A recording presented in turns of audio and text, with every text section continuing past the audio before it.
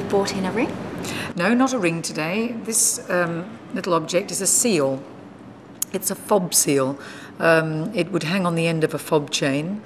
Most gentlemen, What's a fob chain? Most gentlemen in the 19th century wore their watch on the end of a chain. All right. And it was buttoned, slipped into the centre of the waistcoat or whatever, Yes. and the pocket watch went in one pocket, and these little bits and pieces, it could be anything. He could have had a cigar cutter or a medallion or whatever. In this case, this is a fob seal, and that would slip in the other pocket. It was useful things that they might use in a day or might use. These were used for sealing letters. On the bottom, you'll see it's got, I don't know if the camera can pick that up, but it's got letters in a circle. These are Masonic emblems, and because I'm not a chap, I don't know what they mean, but they have significance to Freemasons. Everything on this little fob, which is made of 9-carat yellow gold and probably made in about 1890, has Masonic significance. The compass and set square form the framework of the seal, and in the centre you can see the geometrician's instruments related to Freemasonry: the compass, the square, the maul, and the trowel. And they're all brought together in this seal, and this would have belonged to a Freemason. So you can tell a lot about the person just by looking at that. Yes, really. I mean you can tell what walk of life, well, not what walk of life, but something about his habits and pastimes and so forth. And it's a really nice and collectible object. Freemasonry. There are millions of Freemasons in this world, and they all love these little objects. And there are people who aren't Freemasons in Europe and so forth. There are people who aren't Freemasons who just have collections of this sort of wear because it's interesting and it's rare. It's less common than just an everyday fob seal.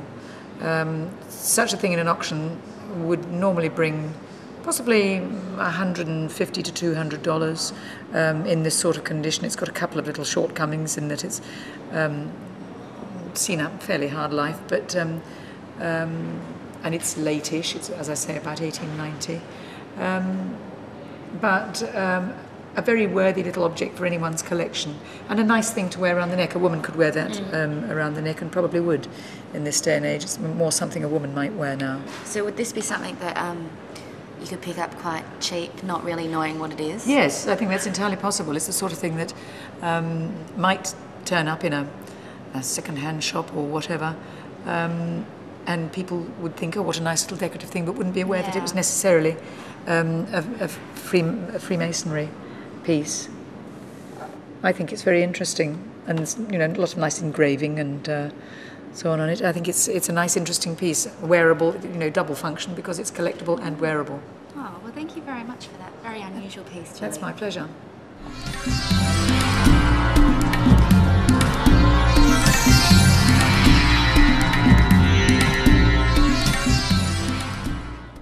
Well, Paul, you've paid $1 for this, and I think we'll probably give you double your money for you. Really? So that be, we'll give you $2. It's a good start. This is obviously just a copy of a Grecian urn. Yeah. It is listed in there that it has 24-carat gold finish to it. It is modern, obviously, and it's not hard to see, but it's good size about it, just a nice ornament. Lots of people have got these in their home, and that's the sort of thing that brings around about $10 to $12 in one of our auctions here. Really? Yep. So you've done pretty well. No, I just thought it's just beautiful. It is. It's just a great shape to it, and that's that one. This one, Paul's the same thing, is it? Just something you've picked up and caught your eye, and you had to have it. Exactly. This is actually metal, and it's made in the UK, and it says stamped on the side here that made in Great Britain. And most of these, in fact, when I first looked at it, I thought it was lacquerware. No. But it's metal, yes. And it's obviously a Chinese or Japanese design pasted onto that particular one. Opening lid, it's had a lot of use, although this sort of metal and the finish of it and the make of it is not all that old. It gives the appearance it's been well used. but it's nicely done. It's very, very decorative indeed on both sides. Having said that, being metal, it is something that would be in the range of around about $30 to $40. Quite an interesting piece to have, yeah. So you've got a good eye.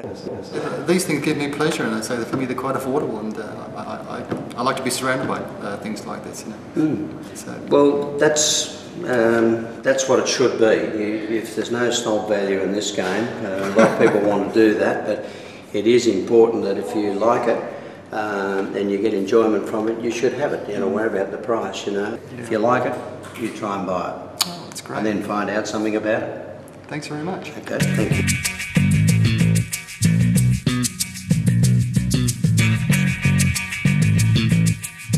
You're watching Talking Treasures, and I'm here with John Stringer, our fine arts expert. And John, what can you say about this piece here? Well, it's quite an unusual painting because we do, in this case, know who it's by, and it is by quite a well-known artist. It's a West Australian artist. It's Robert Juniper, who would be the senior living artist in this estate. And he's very well known, not just here, but interstate as well. And but this is early, and it's not typical of what we would think of for Juniper, because he's really an artist who's known for his Australian subjects. He's done a lot of outback things and lots of works with indigenous creatures like kangaroos and crocodiles and so on in them. And it's Australian mythology as a rule, but this one, which is quite early, it's signed down in the lower right-hand corner. It's got his name. It's a typical signature. I recognised it immediately. It's 1962 that the painting was done. If it hadn't been signed, I would have had more difficulty saying it was Juniper. When I looked at it, I thought the handling was very like him. But I've never seen a subject of this kind from him. Is this typical of the style he paints in normally? No, not really. No, his mature work is much more abstract looking. It's much more flattened than this. It's much more decorative.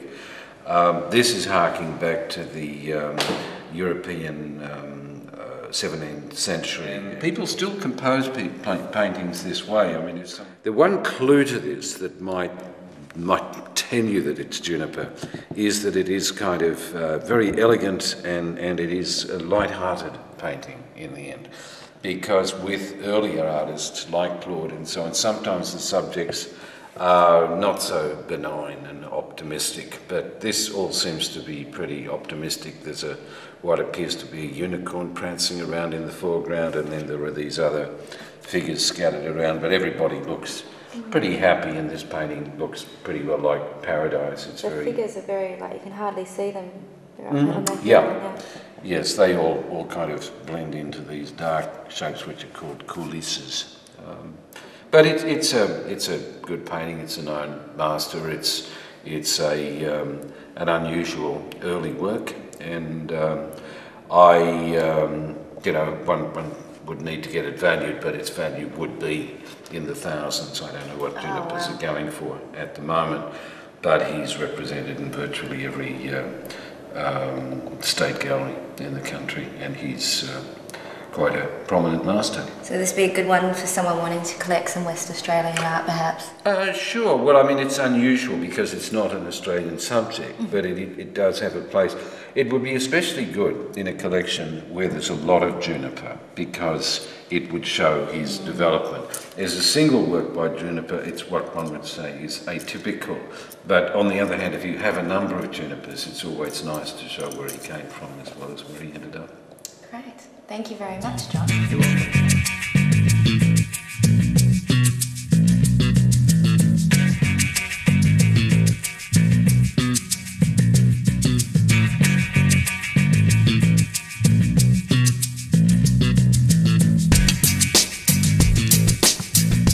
Matt has agreed to let us look behind the scenes of what actually happens in an auction house out the back.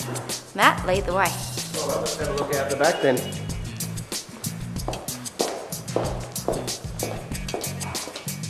So as you can see, this is our storeroom where we house all our deceased estates and private storage. And what it actually does, the trucks come in here and they get placed into these cartons, identified and numbered, and some of these have been in storage for 8 years, some have been in for a month. Disputes with families, sometimes a long-term storage, some beneficiaries are overseas, multiple of reasons, but there's almost some 238 estates in here in storage at one time. So none of these are being used to sell at the moment? No, they do get released and then they go out to the auction floor, but the process is we value it first, then we truck it, then we store it, then we auction it. So a few bites of the cherry coming in this way, and I'll just give you a quick look around as we go through. Huge. So they come in off the truck like that.